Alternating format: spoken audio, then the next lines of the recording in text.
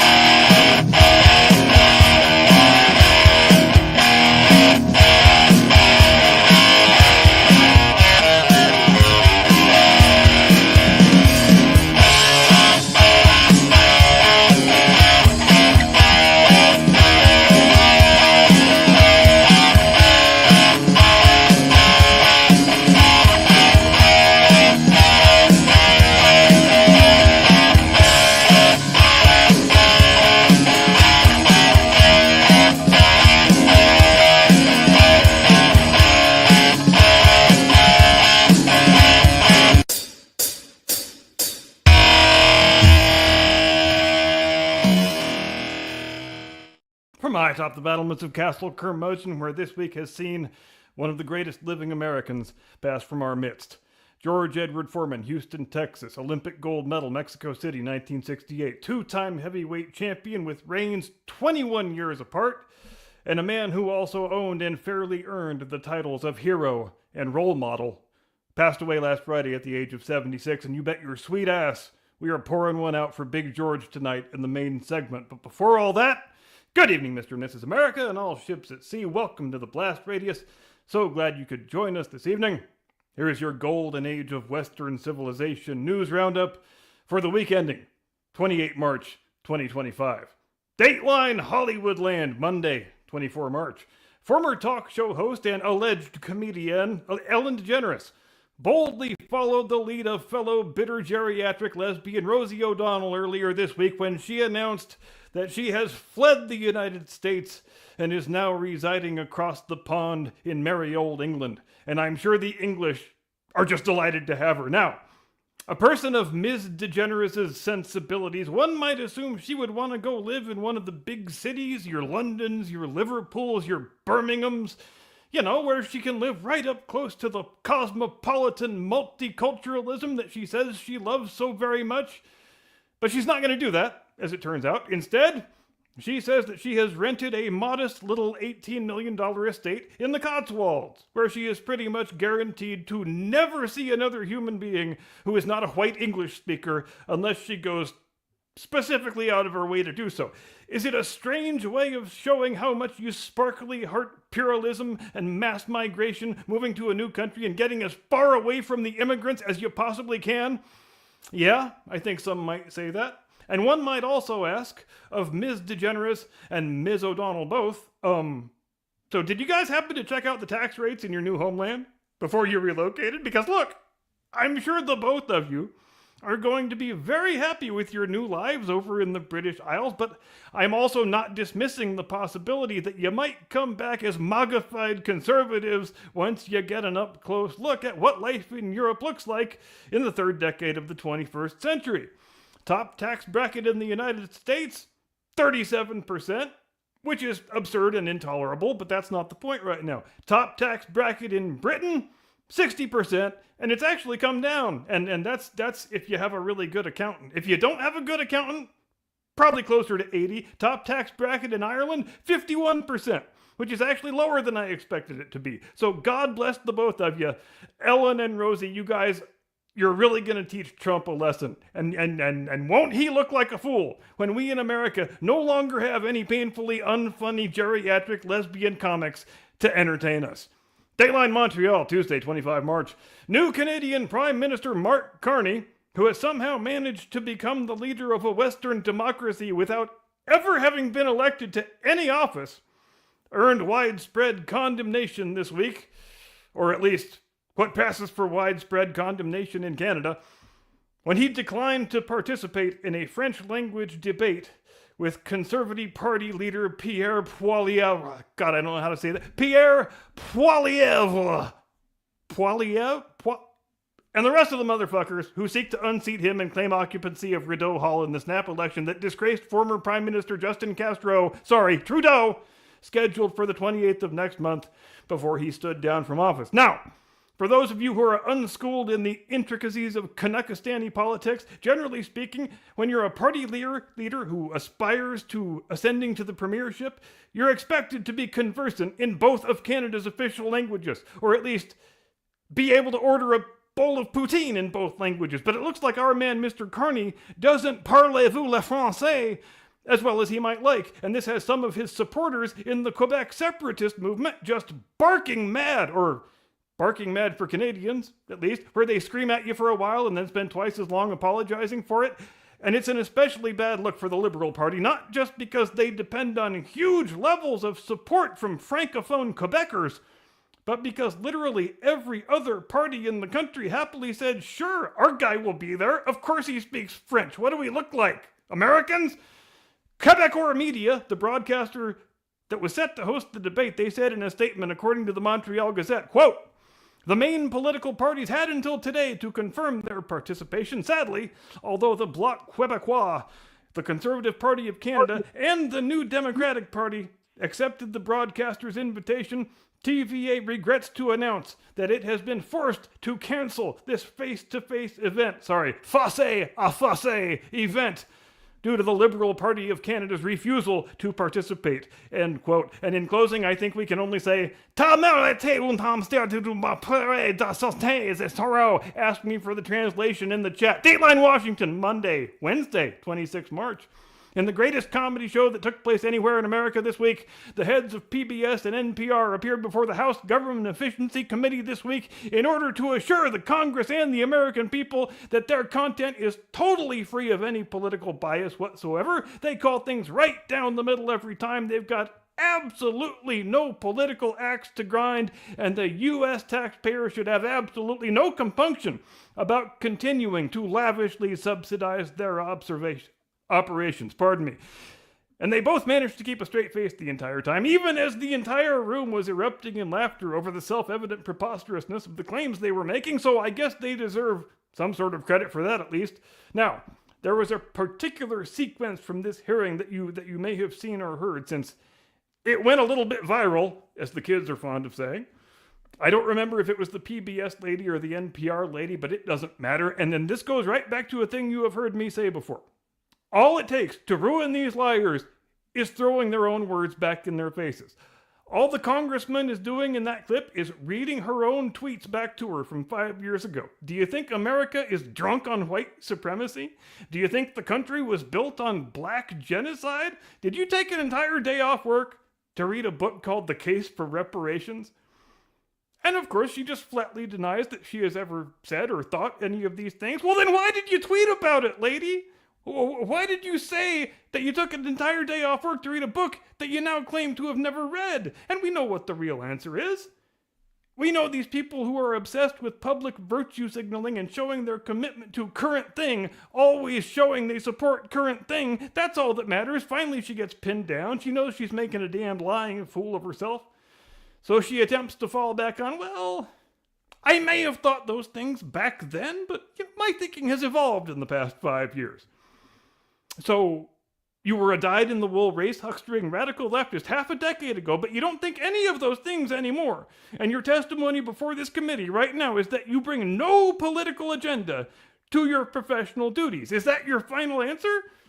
Because you have just made, I think, a fairly magnificent case for why neither PBS nor NPR should ever receive 1 red cent of taxpayer funding ever again. Frankly, I could never figure out why PBS always asks me to send them money when I am paying for the damn thing anyway.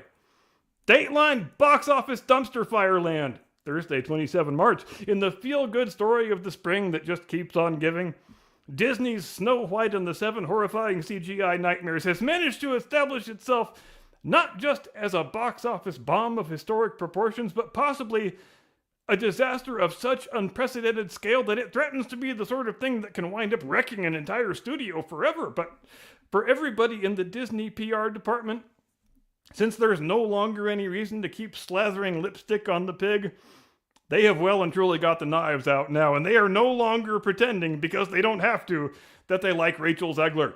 It almost feels like when the media Democrat complex no longer had to pretend they liked Joe Biden and thought he was an awesome president. Now, a fellow by the name of Jonah Platt, who is the son of Mark Platt, one of the producers on the Snow White picture, he wrote the following on Twitter this week in response to rumors that his dad, the producer, had flown across the country to personally meet with Ms. Zegler and tell her, no, seriously, you need to shut your goddamn mouth and stop lying and stop torpedoing our film, because this is really starting to suck. Here's the quote. Yeah, my dad, the producer of an enormous piece of Disney IP with hundreds of millions of dollars on the line, had to leave his family to fly across the country to reprimand his 20-year-old employee for dragging her personal politics into the middle of promoting the movie for which she signed a multi-million-dollar contract to get paid and do publicity for. He then went on to say, free speech does not mean you're allowed to say whatever you want in your private employment without repercussions. What a concept. Tens of thousands of people worked on that film, and she hijacked the conversation for her own immature desires at the risk of all the colleagues and crew and blue-collar workers who depend on that movie to be successful. Narcissism is not something to be coddled or encouraged, end quote.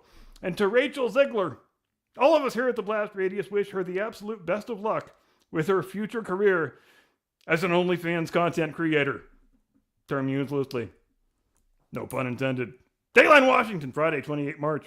In a story that, in the words of the immortal Clark W. Griswold, makes us all want to whistle zippity-doo-dah out our assholes, Secretary of State Marco Rubio announced this week that the industrialized graft and money laundering machine known as USAID is in fact being killed. It's being killed with extreme prejudice, and its essential functions, such as they are going to be folded into the rubric of the State Department. So it's a sad day for cultural imperialism, I think.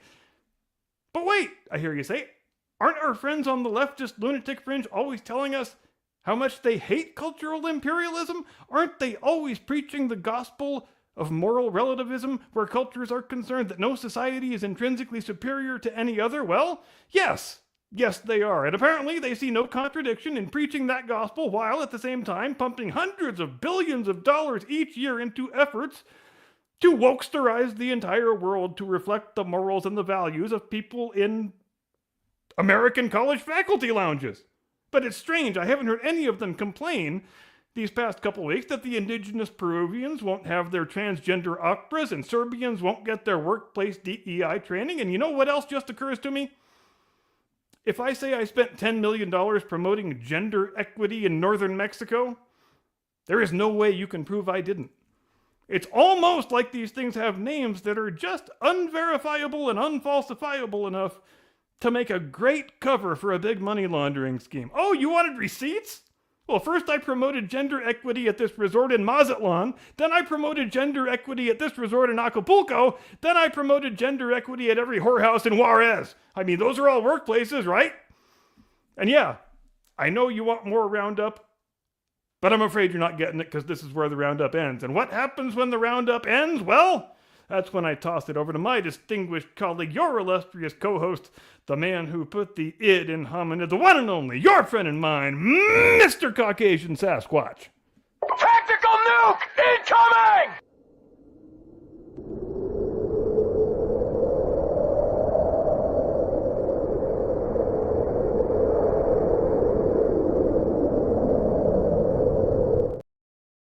Good evening, ladies and gentlemen. Welcome to the Blast Radius, where we are going to discuss some basic politics of the day, some basic current events of the day.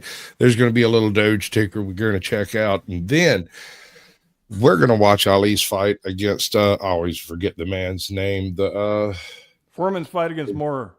There it is, Moorer. That's right. And we're gonna pick up like the last 10 minutes of that and just do a general discussion over it, because it's actually a very interesting fight when you get down to it. But until then, you're gonna have to look at our pretty faces, and we might at some point in time actually have a tiny discussion about some pyramidology that's been floating around out there, and you might want to take your tinfoil hats out for this one. What's up, Glock and Loaded? He says he's not putting his tinfoil hat on. I'm not sure if I believe him. I'm not planning on it. The thing is, well, we'll get to it. Where do you want to start this lovely tirade? Because there's a few directions we could go. Shouldn't we say hello to the chat first? We could totally do that very thing. We press those buttons. Those are the buttons we're interested in. So we got, guess who? My main Scotty man, Waddles. Scotty Waddles. Hey, now. Yes, sir. Welcome to the chat, brother. Casey May gets the Scotty Waddles gets the gold. Casey May gets the silver. And Mitchell, is that Mitchell? Hi. They get the bronze. I believe that's the French version of Michael. So Michelle That's would be what I was correct. thinking. Mario Delgado, welcome to chat. Good to see you, bud. Queen Bird. Yeah. Hello, M's Queen. Mad Good World. to see you. Hello, M. We've got Make Stupid People Famous. Hello, Fiona. Fiona, welcome in, girl. Good to see you. Do you ever manage to get in touch I with like Melody? my hat. We got Ink 1776. Welcome in, bud. I like to have the one snap snapped and the other snap not snapped. So it does look a little bit like a beret, and that's fine. I think it's fair to argue that they ruined Snow White for absolutely everyone equally. I don't think it's any more ruined for anyone involved. Yeah, we haven't seen a lot of. I'm so glad they made this movie for me, because aren't movies supposed to have a target audience? I don't think I understand who this movie's target audience is, unless it's just angry lesbians who love Disney. I've got a very controversial, and I've mentioned this before, that I have a controversial opinion about Black Panther, the movie. You remember all the rage and the hate and everything that came out about how the whole thing was handled for whatever reason, and I was the only person out here going, "No, I don't remember people on Twitter saying that white people shouldn't come see the movie on opening night so that all the seats can be available for black people," which is a strange way of wanting a movie to do well by telling people not to come to it. Down south, we call that a boycott. It sounds more like a boycott, but yes, what do you do? But personally, I think that it was an excellent interpretation of an anti-hero from a mid-70s comic, right? The whole concept is to take all of the typical comic tropes where you've got all of the heroes being heroic and doing heroic things, and you flip it over upside down. And that's what the Black Panther does. He's not exactly a hero. He's more vigilante type.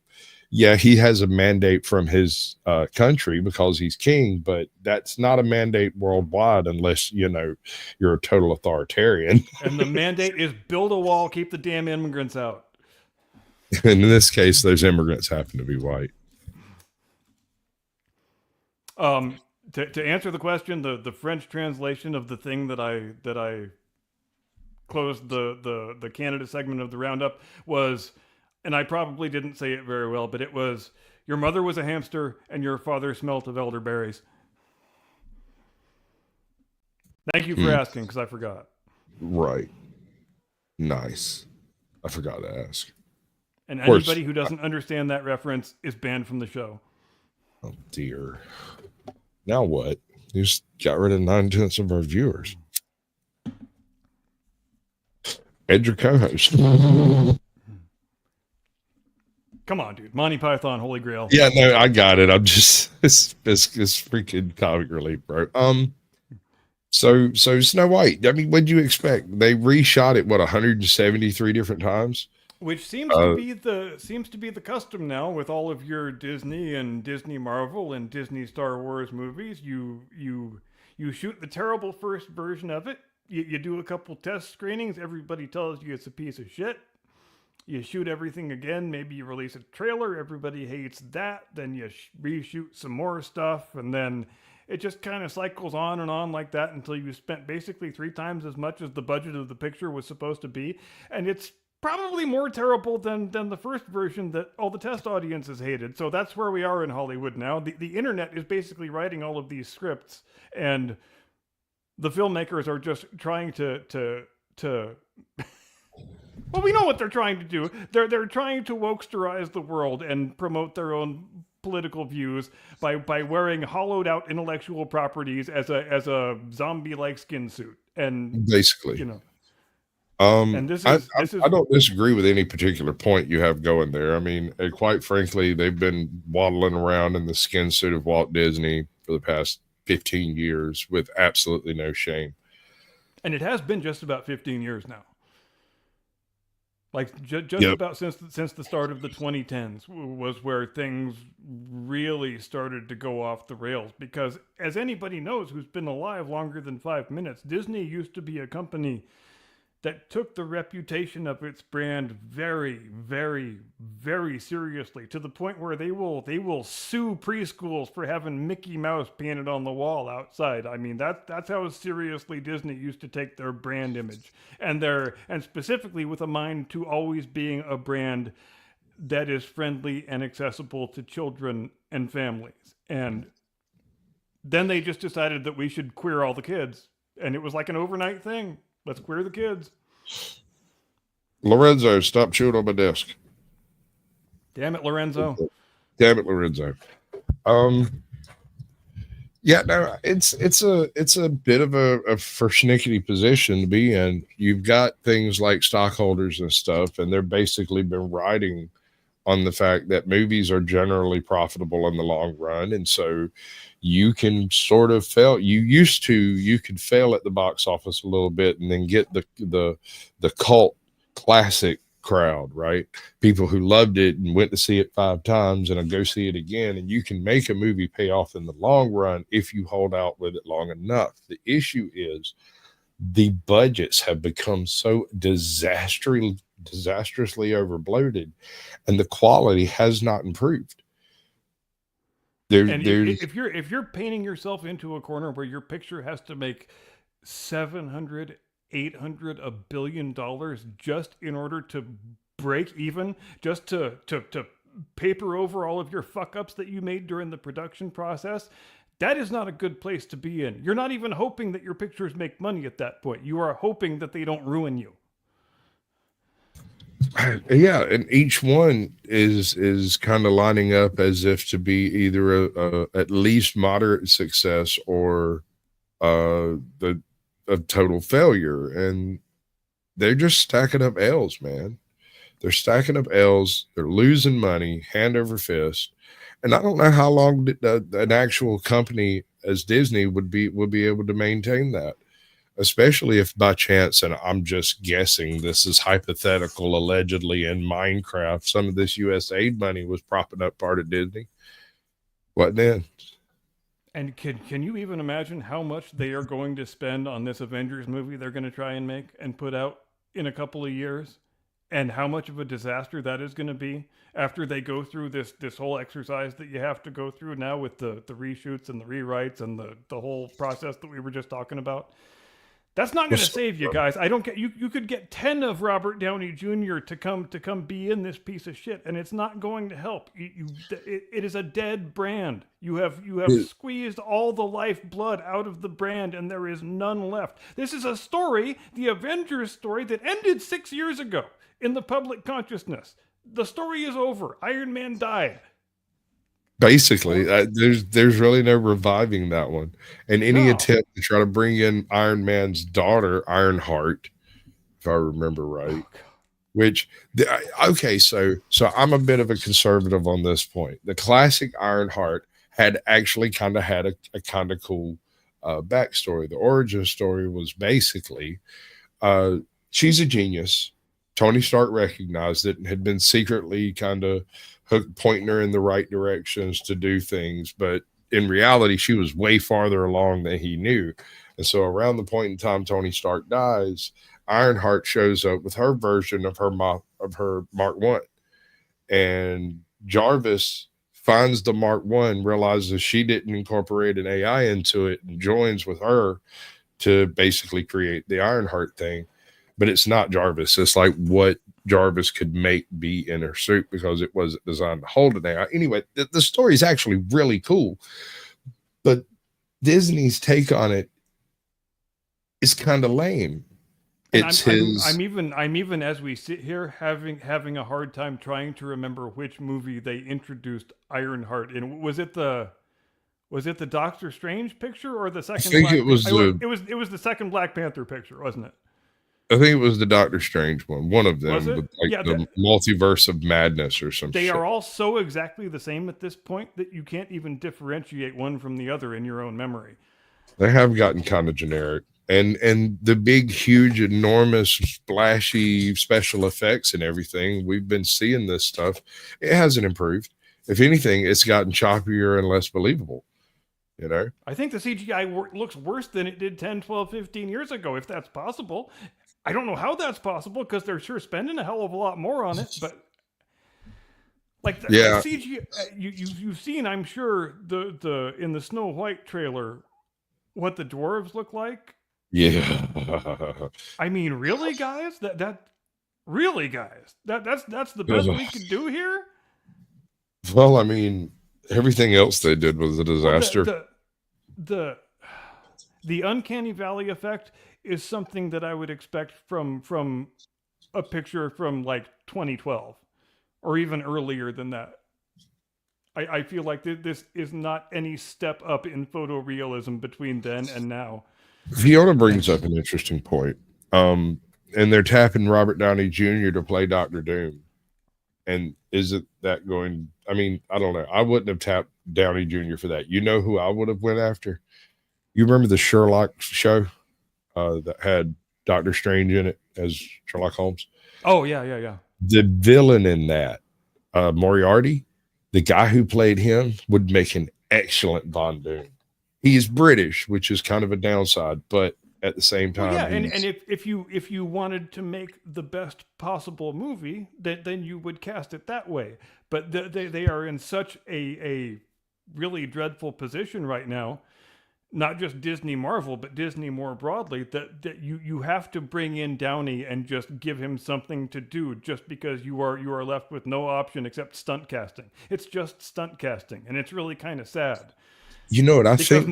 Marvel used to make their money on making good movies and advancing a narrative and a story that people were invested in and cared about. And what was the result? They had the biggest earning box office property in world history.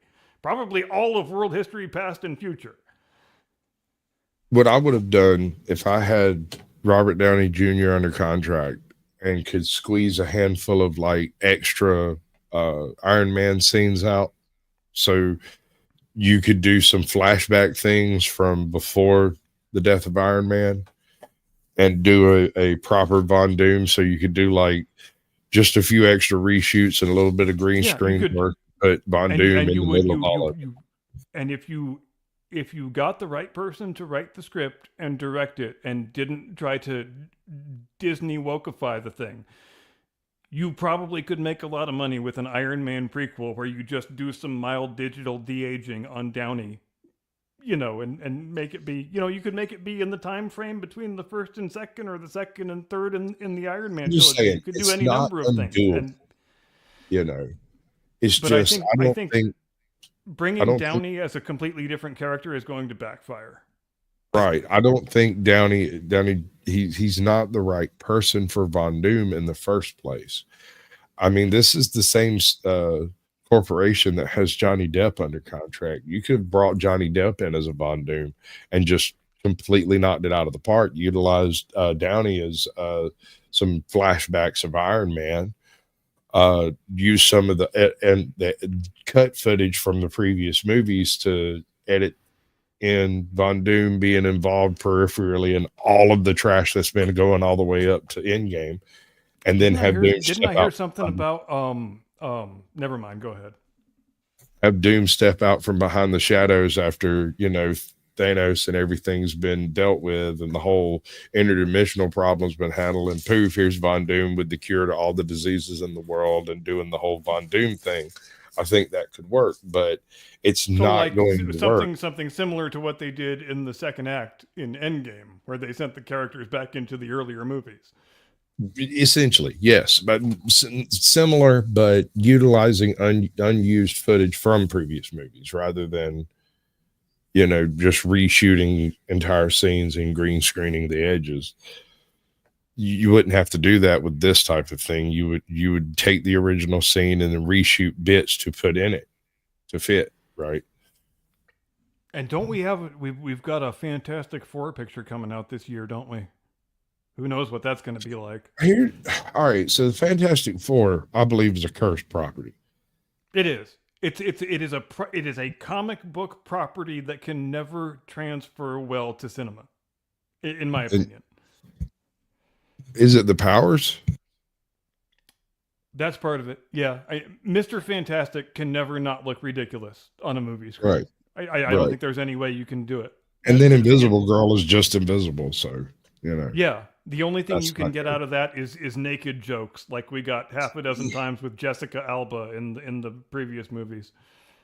Yeah, and then you've got the Torch and Clobber guy.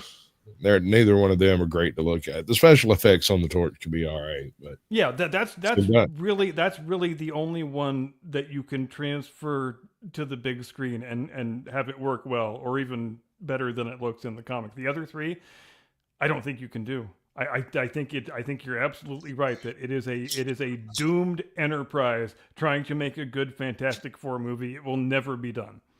Right. Yeah. Magneto became Netanyahu.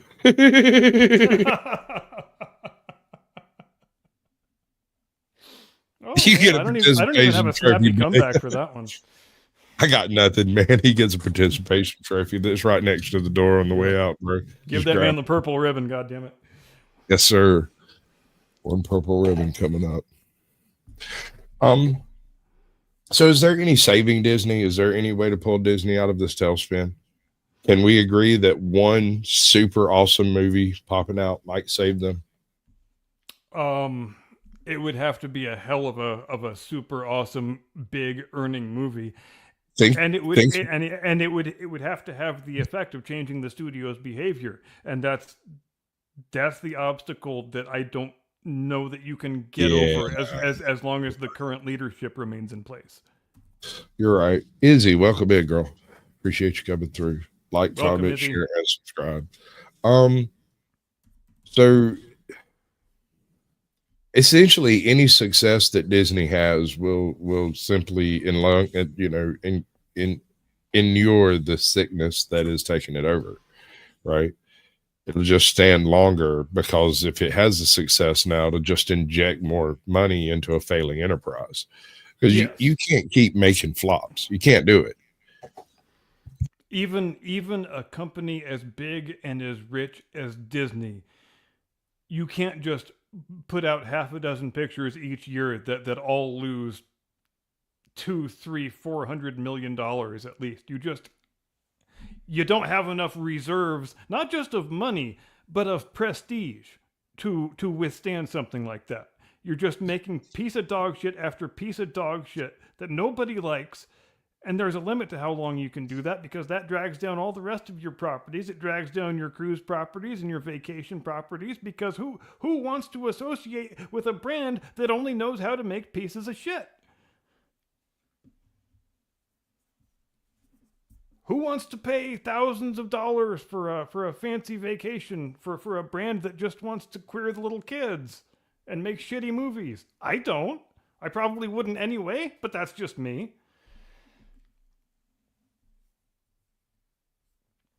So yes, to answer the question, Disney doomed? Yes. I think Disney will have to divest itself of the Marvel brand and the Star Wars brand, and then even then, if those two brands come under new ownership, it will take a period of years to salvage them and return them to anything resembling I don't know. the sort of prestige that they formerly enjoyed. I mean, Let me throw a hypothetical at you. So, okay. if I don't know how far into the Star Wars universe you've delved pre-Disney, but there was the extended universe, and then there was also Legends, right?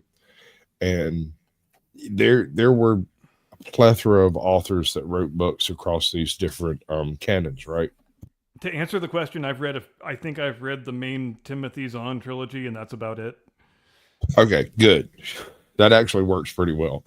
But Timothy Zahn was probably one of the better writers that took on Star Wars writing, and anything from him, I'm down for backing. But if I actually went back and read a couple of those books not long ago, and they held up. I enjoyed them as much as I did when I was a teenager.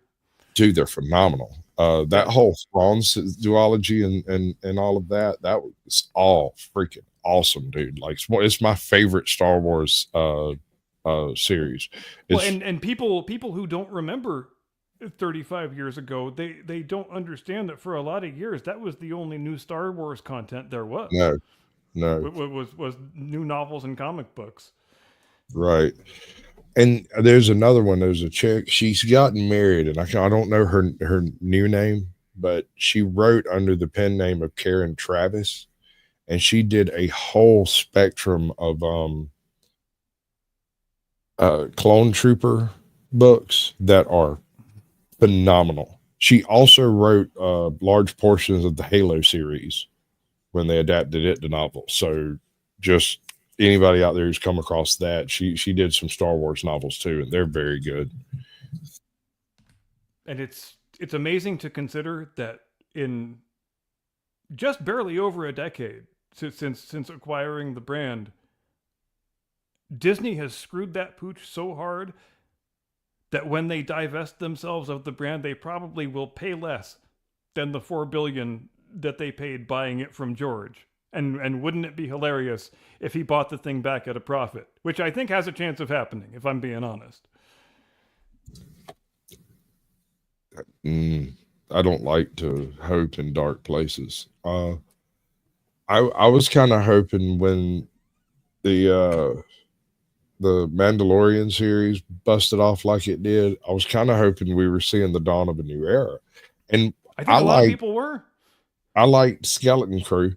It was pretty good, but then again, I'm a fan of the Goonies anyway, so I don't care what environment you put the Goonies in, I'm probably going to watch it.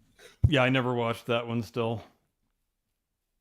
It's the Goonies of space, and it's not badly done. But you're right. The Mandalorian first season should have been an excellent jumping off point for a corner of the Star Wars universe that just exists on the Disney Plus platform. And where did it go sideways? It went sideways when they fired Gina Carano.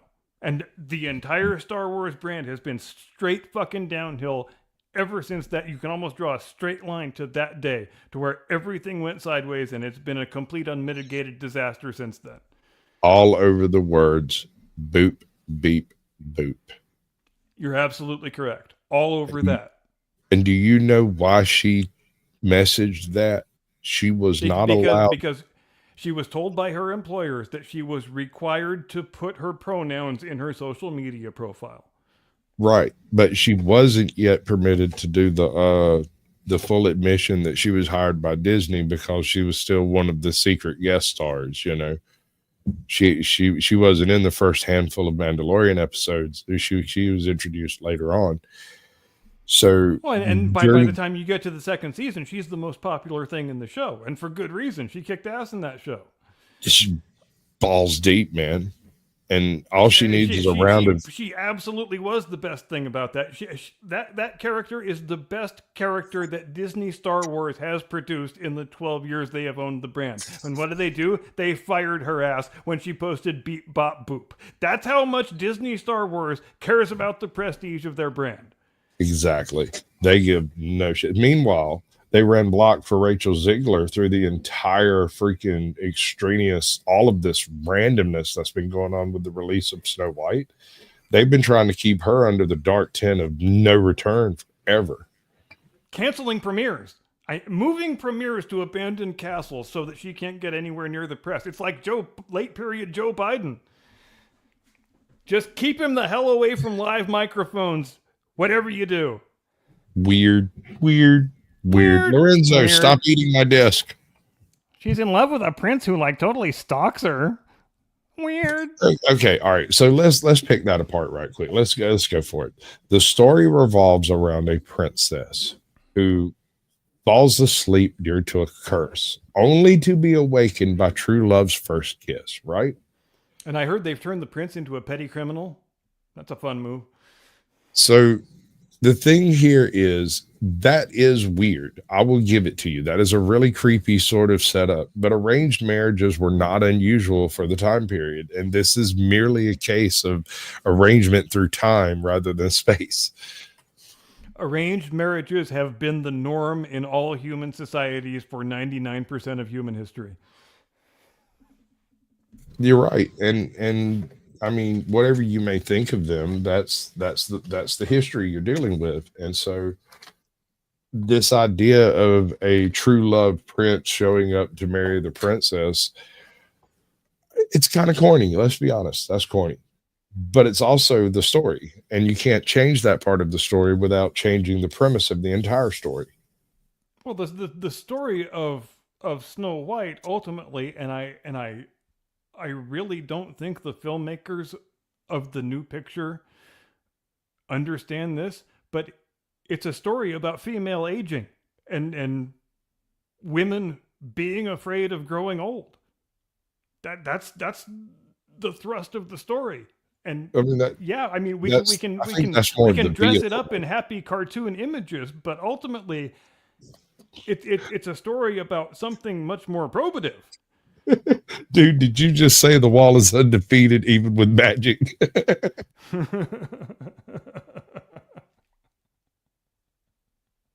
You did good, sir.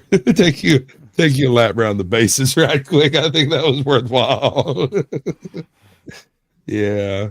But no, you're not wrong. It's all about, fear of aging. Magic mirror on the wall. Who's the fairest of them all? Well, it ain't you, bitch. The older woman brand new is J-Lo in jealous town of the younger woman's beauty and wants to take it from her.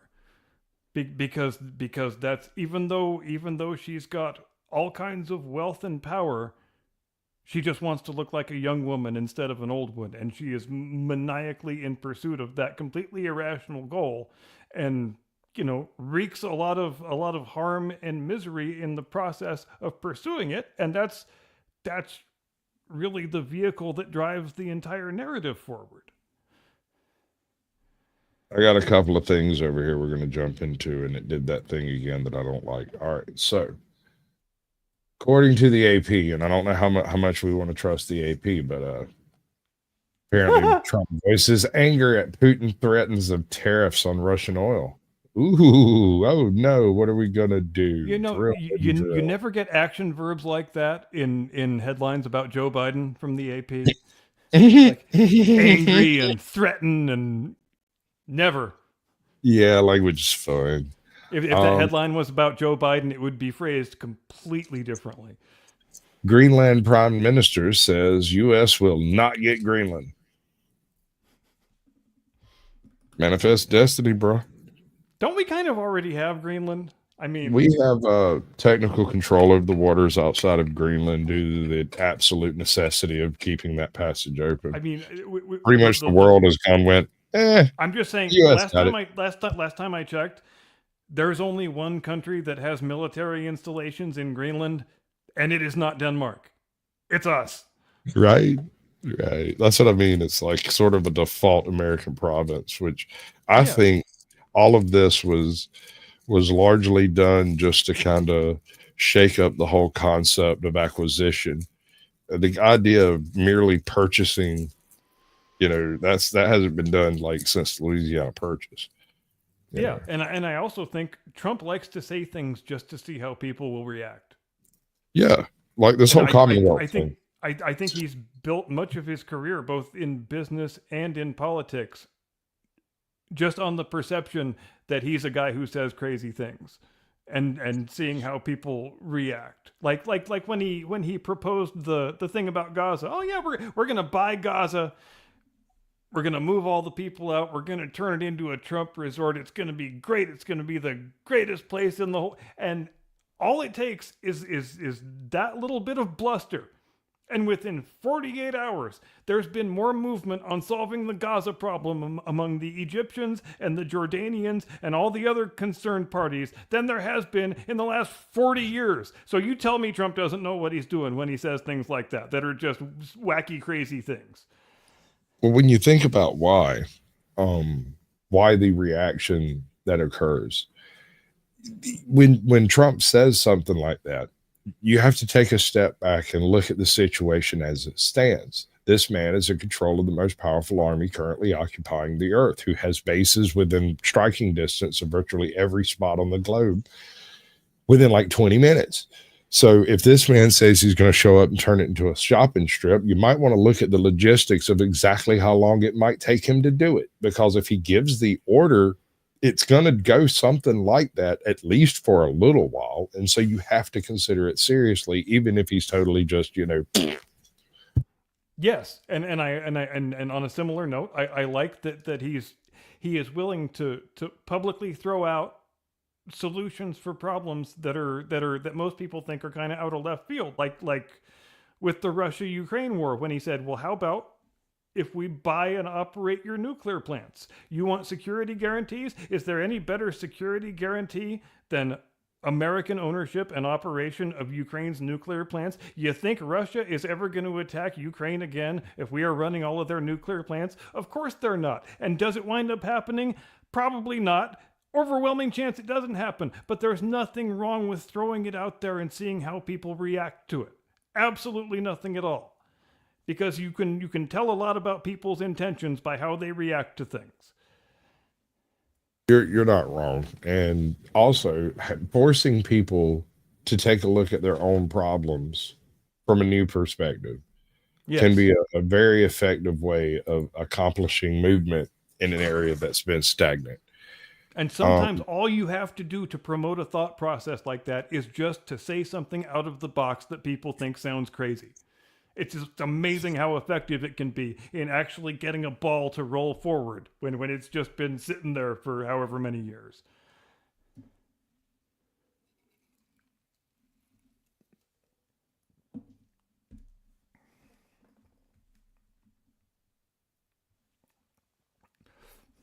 Sneezes. Somebody bless me I'll say somebody bless me in that chat. So I'm going through the Doge scoreboard for this week. And I noticed a strange thing, because in the column where it says the description of what the thing, there's a column for the agency and the date and what the thing was and the amount and when it got cut. And all of a sudden this week, where there used to be descriptions of the expenditures being cut, it now says unavailable for legal reason. And you know why that is? Because these activist Democrat Party apparatchik judges who keep jumping in and basically canceling every single exercise of presidential power that Trump tries to engage in. Now, when they are issuing injunctions against Doge canceling things, part of the injunction is you are not even allowed to put on your website the information about the thing that was canceled, even though you are paying for it. You cannot have the information about the thing you paid for that has been canceled. And tell me that's not judicial activism. Is that judicial activism? We would almost need a new term that goes farther than judicial activism. Just like over in Britain, they need a new adjective that is stronger than Orwellian. I think we need to start calling Britain post-Orwellian, frankly, because I don't think Orwell could have come up with some of this stuff, frankly. You're actually the second. Go ahead. Even in his most wildly depressing fantasies, I don't think he could have come up with some of this stuff. But you're actually the second person to come at me saying we need a new adjective to describe something after Orwellian, more Orwellian than Orwellian, and Yes. post-Orwellian. I think we're past that, man. Post-Orwellian. That was 2020. Right? 2020 was Orwellian. That was straight out of the freaking book. Orwellian, literal Orwellian nightmare. We're post-Orwellian, but what is that, though? Pre-cyberpunk? It's almost like the famous definition of pornography. I can't define it, but I sure as hell know it when I see it. I know it when I see it. That's right. And you gotta love it. Is it art? Is it pornography? I don't know. Let me take a look at it. And just you read about the things that people are being arrested for now in Britain, and you can't believe it's real. Like parents posting on Facebook a complaint about their kid's teacher at school. Cops knocking on the door. You're going to need to come with us, ma'am. You're under arrest for insensitive social media posts. You had an unsupervised thought. Step away from the cell phone. I think back to when my British friends always used to tell me, they always used to be kind of haughty about not having a written constitution. They used to say, oh, we don't need a written constitution. We have the weight of hundreds of years of tradition and precedent. Our institutions are fine. They don't need to be backed up by a written Bill of Rights or anything like that. Our right to free speech in Britain is so rock solid that it could never be threatened. And come back and tell me that now, guys. Right. But I mean, how far down the rabbit hole do you have to go before you encounter solid ground? I mean, these are all supposedly public funds that the public's not allowed to know about without somehow figuring out how to research it through a FOIA request. And how is it that something that's being done publicly but with public funds isn't available through a basic FOIA request? Specifically, what did Doge cancel this week? Yeah, and Doge is trying to do this in the most open and transparent way that it can possibly. It probably is the most open and transparent exercise of government power in U.S. history with the information that they're trying to put out there. And what do you get? You get a judge coming along with an injunction saying, no, you're putting too much information out there and it's too embarrassing to the government, so you can't do that anymore. I kind of want Trump to yell into the mic one day that I am the law. Give it a good growl. I am the law. He should, because he's right. And I don't know if anybody in the audience right now has gone and read any of these decisions, like the actual letter of the written opinions that the judges publish along with the injunction, but it's really shocking how little legal rationale and reasoning is contained in those opinions. And I know I've brought this up before, but it's just, I wish more people would go and read it, because it will shock the conscience of any normal, decent person to see a legal injunction against an exercise of presidential power being justified with just a list of a judge's personal preferences. It's just a judge. Well, I don't like this. I think this is bad. Therefore, you can't do it. Yeah. And that's all there is. There is no legal rationale at all. And is anybody cool with that? I'm not. If I was a Democrat, I wouldn't be cool with that. Another reason Trump says some of the things he does is to trigger those types of legal battles in order to go ahead and have it done with early rather than late, because that battle is Yes. going to have to be had. And now that it's been triggered, that can go to the Supreme Court, post Yeah, haste. and you're right. Let's cause the upheaval and let it run its course and be done with it, because this eventually will all be done with, because the Congress is going to act. There are already a couple of bills in the pipeline that are going to preclude this practice of judge shopping, which is what we're seeing with all of these executive orders being enjoined against. You just go from one district judge to another district judge to another district judge until you get a guy that says, well, yeah, I hate Trump, I'll sign that one. And that's really all it comes down to. And like you said, when you go and look at the rationale behind it, it's basically a bunch of nanny boo-boo shit. He stole my favorite toy and I'm not going to play anymore. I want to take it and go home. Yep. And why is that your favorite toy, sir? Why are you so concerned about apparently fraudulent funds being spun by the federal government? And why do we let judges make political contributions?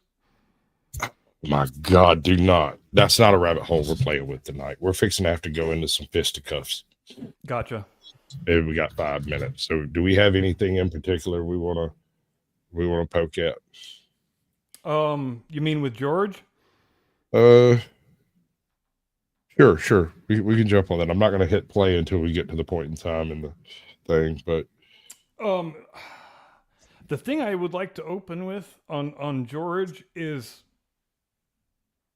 in our current day, in the third decade of the 21st century, it's become much less of a big deal to see athletes performing at an elite level well into their 40s. Because, I mean, haven't we seen Tom Brady win a Super Bowl at age 44 or something like that? But anyway, people who are too young or weren't alive and don't remember it really can't have proper appreciation of what a momentous achievement it was when 45-year-old George Foreman took the title off Michael Moorer in 1994. That was a thing that shouldn't have been possible.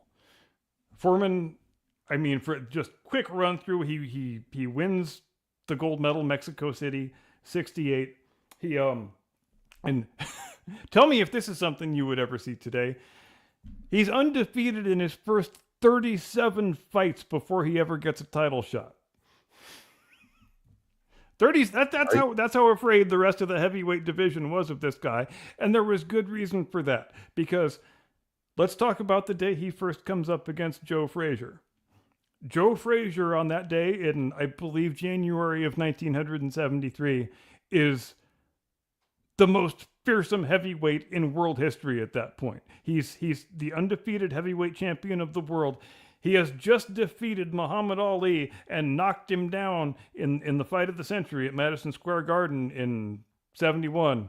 And he tunes up against a couple of tomato cans after, and then he's going to fight Foreman. Foreman is he's the top up-and-coming heavyweight at that point.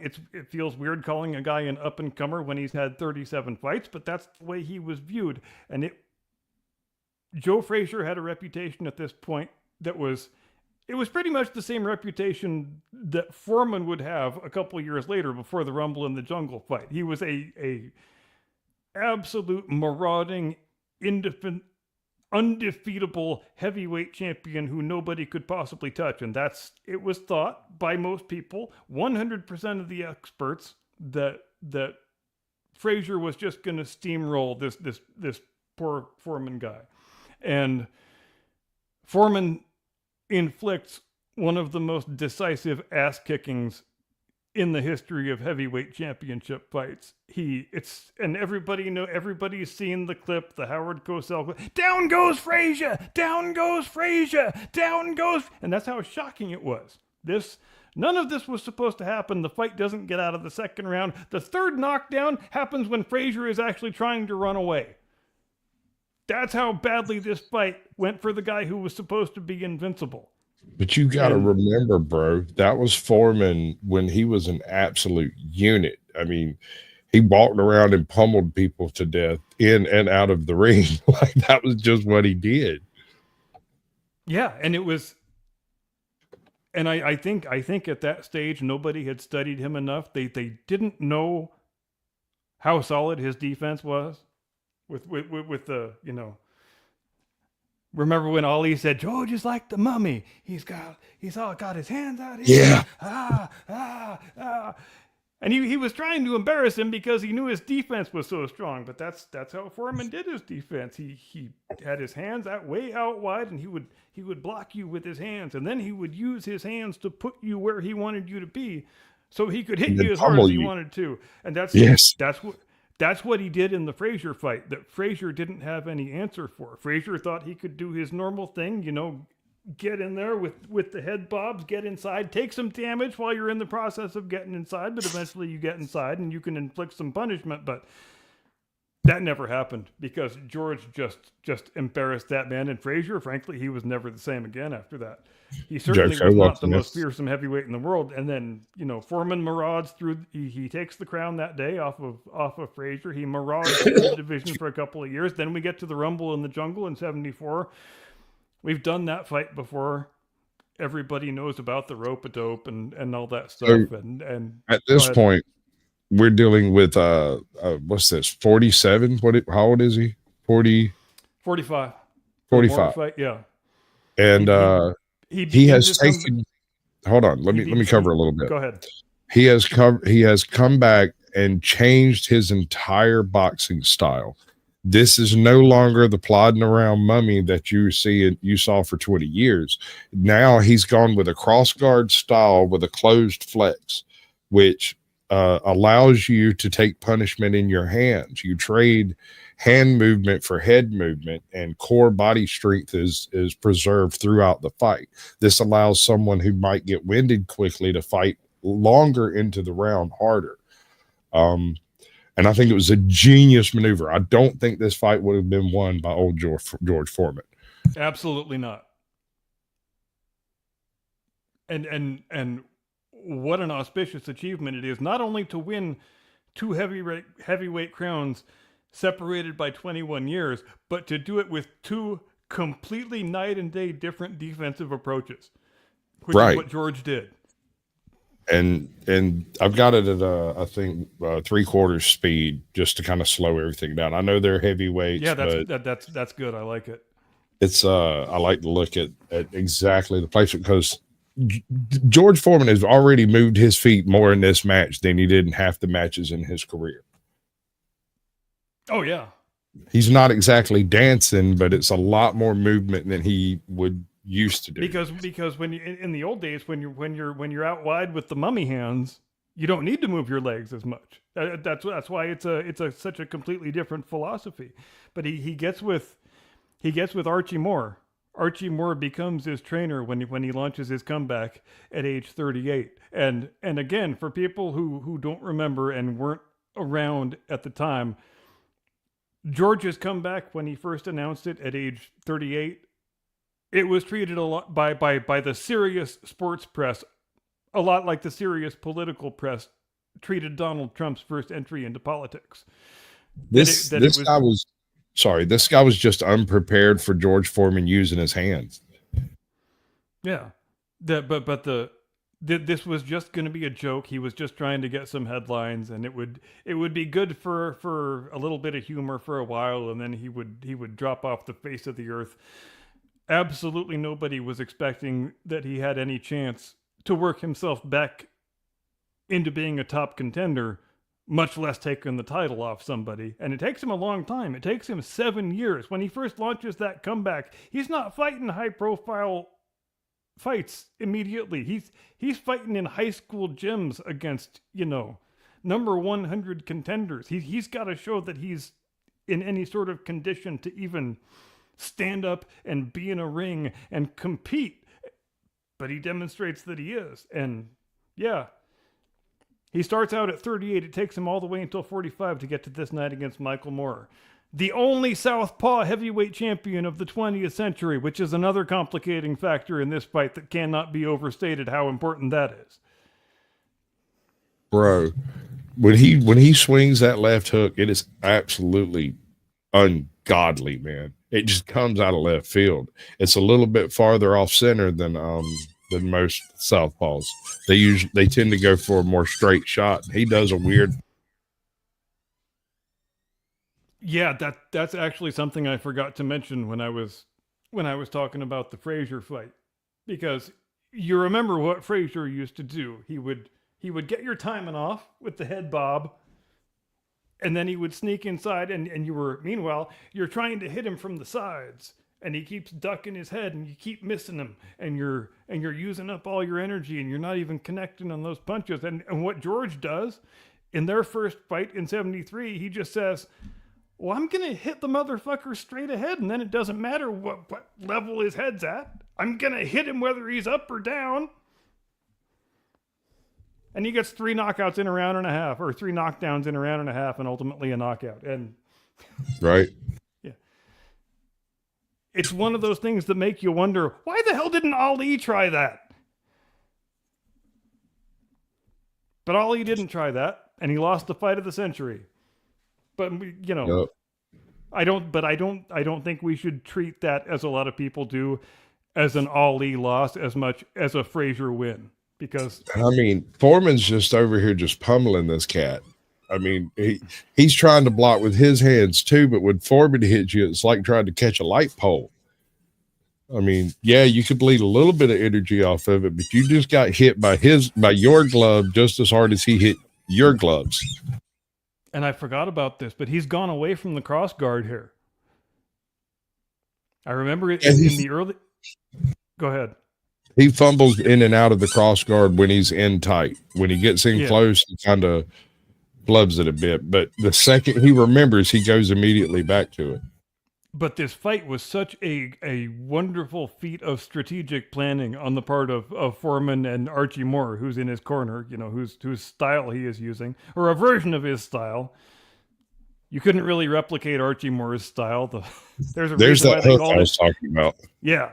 There's a reason why they called him the mongoose, because he combined the crossed guard with the crouch. I know he was only a light heavyweight, but there was no other heavyweight has ever fought the way Archie Moore did, and maybe that's how his career lasted well into his 50s. Who knows? I mean, you got to use what you got. That's for sure. Yeah. And I had forgotten that he had gone away from the cross guard because I do remember that in the first couple rounds he comes out with it, and he actually takes a lot of damage. I think he loses most of the early rounds because he's got a game plan. He and Archie Moore have a game plan, and they are sticking to it. And it's going to involve losing some rounds and taking some damage. But if you stick to the plan, if you get into the 9th or 10th round, this guy's gonna make a mistake and leave an opening, and you just need to capitalize on it. And there's gonna be a 1-punch knockout there for you, and you just have to convert it, which of course he ultimately does. Right, and there's another thing to watch here. Throughout all of this, Moore hasn't really made a whole lot of errors to speak of. I think he was hedging a little too close to that jab, right? He took way too many jabs. That's what eventually wore him out, having to run away from that jab after it got sore, right? Yeah, we're in round 10. We're coming up on the punch here, I think. Yeah, it's fixing to happen, and he's already done that slip twice. And Foreman's just trying to line up the third one to get him. Yep, and it's just a simple straight right hand, and he's just waiting for it to be there. He knows exactly where he's hunting that spot down. He's like, come over here, let me push the button. Your hands are weak. Your arms are tired. You've been beaten, pummeled by a big man for a while. It's about time to take a nap. You were expecting to put me away a couple rounds ago. You're kind of not quite as confident as you were early on. Starting to have some doubts about yourself. But what a triumph this is of sticking to a strategic game plan. And, yes, sir. You know, just building an entire game plan up to a particular opportunity for a particular punch in a particular round and having it materialize. It's just brilliant. And I wish more people remembered and were familiar with this fight, because there's so much here to appreciate. And Moore doesn't acquit himself badly at all. He was He Oh, was a he pretty does. good champion. He made a really good fight of it. Most men put in the position of fighting this new and improved George Foreman probably wouldn't have made it to round 10. Nope, absolutely not. And there it is. There it was. And I want to back that up. And Yep. Pitt, he has been putting that exact same punch on him through this entire round. It's almost as if he went into the corner and homie went, hey, man, every time you push his face, he drops his right hand. Every time you reach out and touch him in the eyes, he drops that guard just a hair. Just pummel that blind spot that he's got. And he come out and he missed a whole bunch of them, but he also glanced a bunch of them, which wore down that particular defense. You know, something else I forgot. Something else I forgot about this fight is how svelte George looks. How I'm not going to say skinny, but how not fat he looks compared to some of the other fights from this period. Like he was really serious about doing his road work for this one. He knew that if he didn't take the strap in this match, he was never getting another chance to take the strap. And I think he prepared for this fight like an absolute madman, like few people have ever prepared for a fight before. And his cross guard obviously is a big part of that. Using that cross guard kind of goes to seed in round like 9, round 8 maybe. He did a real good job of it. I know we didn't watch the earlier rounds, but in the earlier rounds, he actually stays covered up and tucked real tight. And well, you know what he's doing is a different version of what Ali did to him in the Rumble in the Jungle with the rope-a-dope. What can I do to make this guy punch himself out without taking intolerable amounts of damage? Is the strategy. And Ali arrives at his strategy when he notices that the ropes are looser than they normally are. And George does it with the cross guard, accomplishes the same purpose.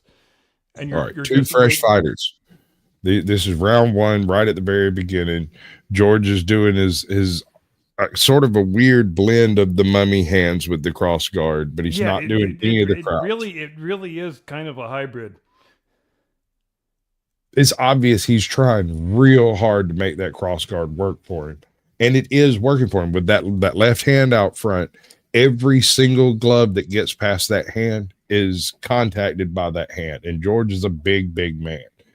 So when the 2 gloves contact, impetus is taken straight off of the snap of the punch. And back when he was in his first title reign, he would have been taking almost the opposite approach, starting with his hands out wide and then swatting punches away as they come in instead of starting in the cross guard. And you're almost swatting them away backhanded instead of front-handed.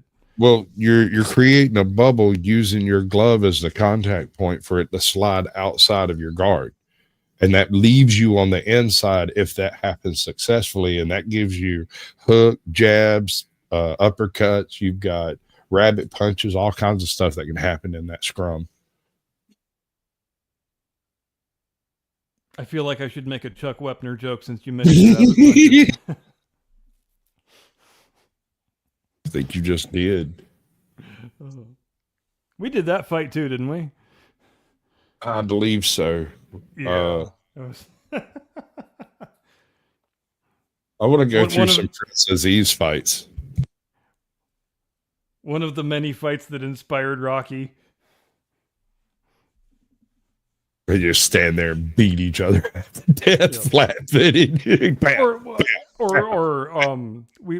We also have done the Ron Lyle fight, Foreman versus Lyle, Caesar's Palace 76, my favorite heavyweight fight of all time. And that's from that fight, as you remember, is where we get the image which Stallone used in Rocky 2 of a guy holding himself up with the ring rope and just swinging wild haymakers with the other hand. That wasn't a thing that Stallone invented. That's a thing he got from George Foreman in real life. Right. How you gonna knock a man that's standing up with the third leg, dude? Like, he's got a hand on the world over there. You ain't gonna knock him out. And I don't even care that fight ended in the 6th round. It's still my favorite fight of all time. That is as close as real world heavyweight boxing gets to a video game. You might be right. Lorenzo, stop eating my desk. You bad dog. Back off. Pissing Stop me eating off, my Lorenzo.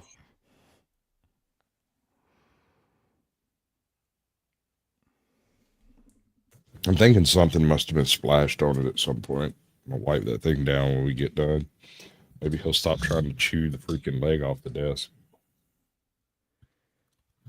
But it's a very different fight in the first half as opposed to that last 3 rounds.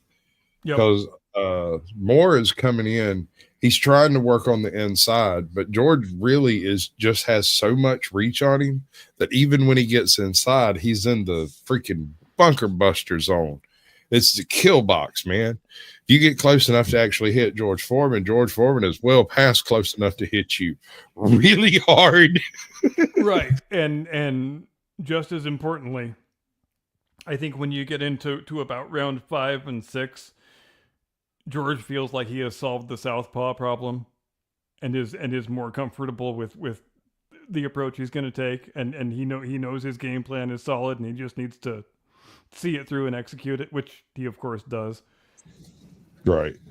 And it's, I still say that last little break that he had in the corner, that his coach looked him straight in the face. His trainer was like, look, man, he's dropping that shoulder. You need to eat up that forehead. Eat up that forehead.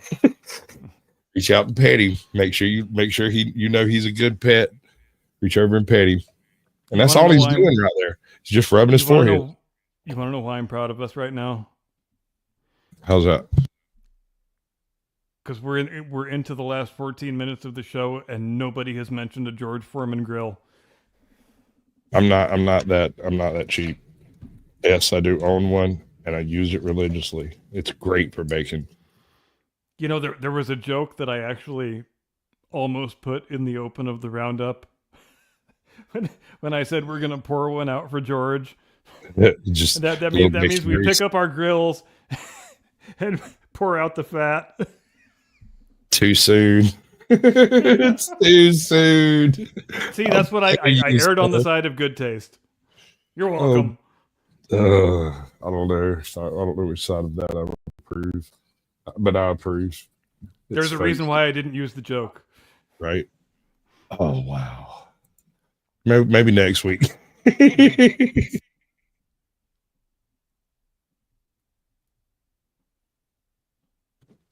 Yeah, no, if you watch what he does, he throws the exact same combination that ends this fight probably 30 times in the last 3 rounds. None of them quite land proper, but it's a very near miss in all of them. I mean, he's already trying to set up on it now by slapping that jab up there real quick. And I want to talk a little bit, while we still have a few minutes, about national heroes, because each time someone of this stature dies, and it's a thing I often think about also when one of, say, for example, one of the Apollo astronauts leaves us, that we have so few people like that anymore who are widely loved and respected by the entire population, irrespective of any consideration of anything. We used to have people that everybody liked, and there was never any misunderstanding about why they were liked. We liked them because they did great things and they were good people. George Foreman did great things and he was a great man, and that's why we liked him. Why can't we still have people like that? Why does everything have to be infected and viewed through the lens of race or politics or whatever goddamn other thing? Why can't we just celebrate good people doing great things and leave it at that? We used to be able to do that. We need to regain that ability, in my estimation. I agree. There's a lot of people who have taken the concept of wearing their heart on their sleeve straight, pardon the pun, to heart. They exist in a constant state of agitation and absurdism. They are offended by facts and logic and get really upset when people tell them really rational things. And I don't understand the desire to stand ignorantly woke in the face of the modern change. If you want to be on the right side of history, which is the quote they always say, you're not making a good go of it by trying to support government waste and fraud. That's the weirdest flex ever. Like, where do you get off? Yes. And when are we going to ask the question? Because I think it is the most pertinent question that people all across the Anglosphere need to be asking right now. How much government is enough? And why don't we ever ask that? Because isn't that a really goddamn important conversation to have? I agree. Are we supposed to just resign ourselves to a reality where government only inexorably grows bigger and bigger and bigger and more odious and more powerful? Or are we allowed to say, maybe that's enough bureaucracy, maybe we should start dialing it back? And thank God that we have actually begun to start engaging in that process here in America. In Europe, they might be too far gone. I don't really know if there's any hope for Europe at this point. When even the conservative parties over there are to the left of our Democrats, I don't know how you solve that. Yeah, it's gone a little far to seed out there. You know, they're a little off in the weeds, I believe. But inevitably, reality will swing in the other direction. The pendulum must fall back to center inevitably. And you can only drag the Overton window so far before it becomes absurdist. And we've reached that level of absurdity that people are just not willing to accept it anymore. It was a nice story, and everyone liked hearing it with some really interesting characters. But quite frankly, we need to go back to work and do the job again and not reside in fantasy.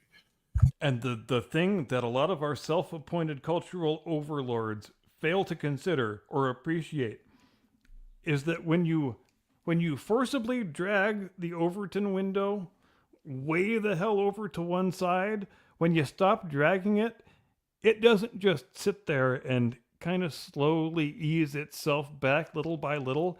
It wildly overcorrects itself. It goes all the way back to here. So, and they just don't understand that they say they are afraid of the world turning into an episode of The Handmaid's Tale. Well, with each lurch that you impose to the left, you make that actually more of a possible eventuality. I mean, do you even understand that? The wilder you go, the wilder the overreaction becomes that you are going to motivate. But maybe that's the plan. Look at the narrative they've been running with the whole nationalist white supremacy thing being the big bad boogeyman while it's middle-aged white people out there burning up places for Black Lives Matters. It's so weird, right? It sounds an awful lot like the world Charlie Manson described. Well, ladies and gentlemen, I absolutely refuse to live in a world where Charlie Manson was right. And if you want to live in that world, go ahead. Y'all go burn down your Starbucks and do what you're going to do, because I'm not going to participate. I'm not going to be involved in legal backlash.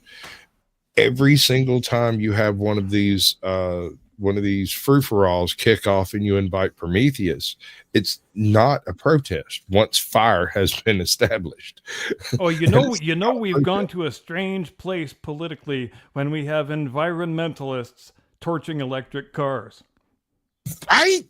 Like 5 years ago, Elon Musk was the soy boy capital of the world, bro. Like he was. Oh my God, I know. Guy. Are you kidding me?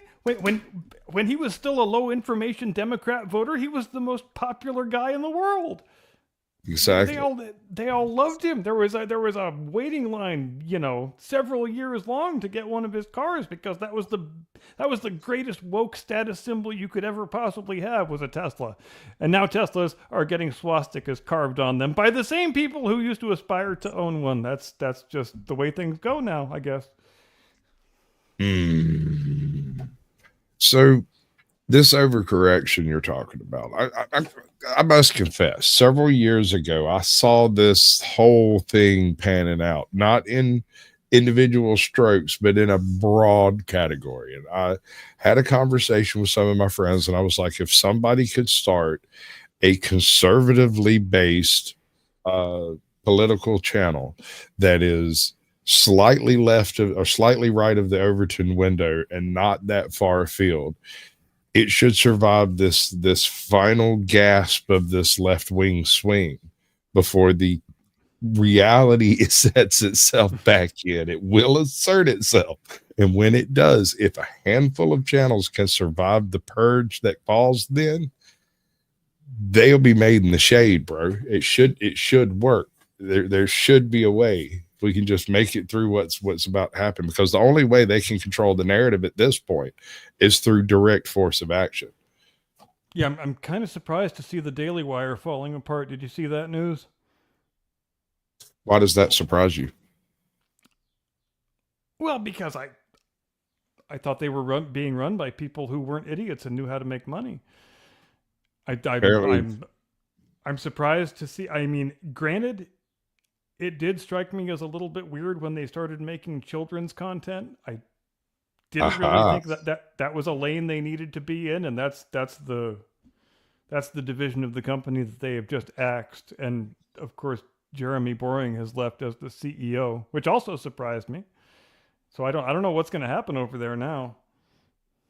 But they were I kind of viewed them as the most stable ones in that space. You know what I mean? In the space of conservative content creation platforms, or whatever you want to call it, media outlets, non-traditional media outlets. I don't know what the right term is. But is it not very coincidental that this thing goes down at around the same time all of the funding gets pulled from all the wild programs? Is there any chance these things are related? That hadn't occurred to me, but I guess it's not outside the realm of possibility, is it? It's kind of interesting that just a bare few months ago, most of the big personalities all jumped ship. They all dipped for reasons unspecified. Yeah, there's a lot of downsizing going on now that the USA and HHS and all the other alphabet soup gravy trains are being taken offline. It's funny how that works. I heard a proposal today that tickled my pickle so much I had to sit and giggle about it. They're talking about folding the DEA and the ATF into the same agency.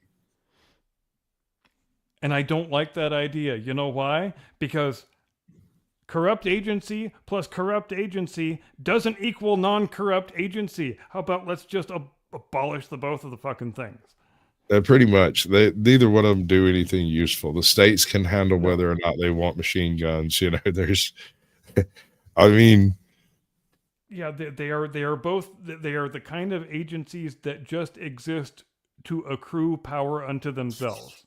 Exactly. And that's the only damn thing they wind up doing. And that's the only damn thing that winds up happening when you allow bureaucracies to multiply and grow and not have any check on their power or their expansion, which is basically what we've been doing for the last 100 years. And we're only just now starting to stop. And obviously the numbers are really, really shocking to the conscience of anybody who cares about fiscal discipline. But this has been basically an entire century of profligate drunken sailor spending that we are just now starting to step back and say, wow, we've been spending like a bunch of fucking drunken sailors. How did that happen? You're exactly right. You are so on the nose, man. It has been nuts. I think we did a pretty good show.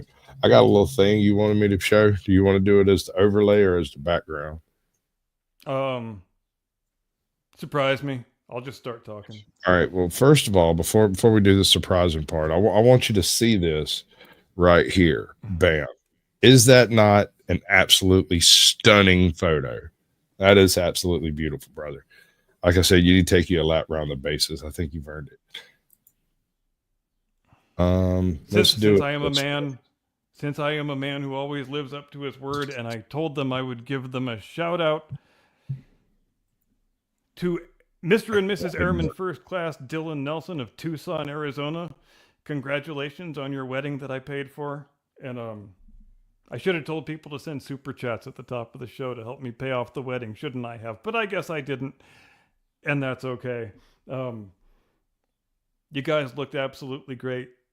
Fantastic day. Very proud of the both of you. I don't have to say I hope Dylan is a good son-in-law because they actually got married a year ago and just had their wedding last weekend. So I already know he's a great son-in-law. And the two of you now have 358 days remaining to deliver me a grandson named Horatio Nelson. And you are still on the clock. Ladies and gentlemen, thanks ever so much for joining us here on the Blast Radius tonight. We had fun. Hope you did too. Have a very edifying rest of your Sunday weekend and a glorious, satisfying, productive week. We will convene back here next Sunday evening. Same time and channels as always. Until then, see you next time. Do not comply. Get off my lawn. Give me the money. Give me the money, okay?